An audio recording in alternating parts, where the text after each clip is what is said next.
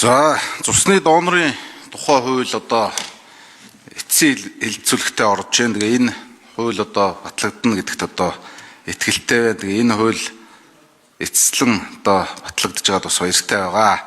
За цусны донор байна гэдэг бол одоо маш хариуцлагатай ажил.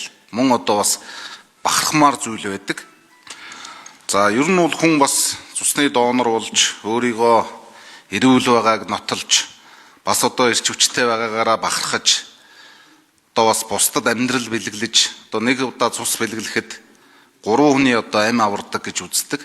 Тийм учраас одоо ийм маш одоо буянтай мөн одоо нөгөө талдаа бас хариуцлагатай ийм үйлсээ. Тэгээд энэ одоо чухал зүйлийг ингэж хуульчилж өгч би даасан хуультай болгожоод одоо бас баяртай байгаа. Тэгээд энэ хуулийн төслийг одоо дэмжиж байгаа. Энэ хуулийн төслөөр бол одоо цусны доноруудаа дэмжсэн, за мөн одоо алдаршуулсан, тэднэрээ бахархсан, за тэдэндээ бас одоо ингээд засгийн газрын шагнал олох, за мөн одоо тэр цус цуглуулах салбарт ажиллаж байгаа тэр эмнэлгийн мэрэгжилтэй ажилчдын одоо нийгмийн баталгааг хангах, за тэдний ажиллах орчныг сайжруулах, тэднийг дэмжсэн бас ийм зүйл заалтууд орсон ийм одоо хуулийн төсөл болж байгаа гэж ингэж харж байгаа. Тийм учраас энэ бол одоо энэ салбарт энэ одоо чухал ач холбогдолтой ийм зүйл.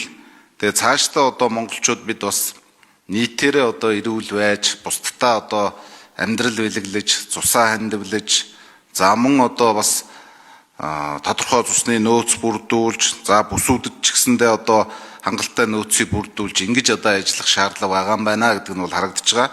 Цаашдаа мөн одоо шинэ технологи ашиглах, за хадгалалт, тээвэрлэлт зэрэг энэ зүйлүүд дээр бол онцгой анхаарч ажиллах шаардлагатай гэдэг ийм зүйл нь бол харагдаж байгаа. Тэгээ энэ хуулийн төсөл одоо батлагдсанаар бас олон хүнд амьдрал бэлэглэнэ.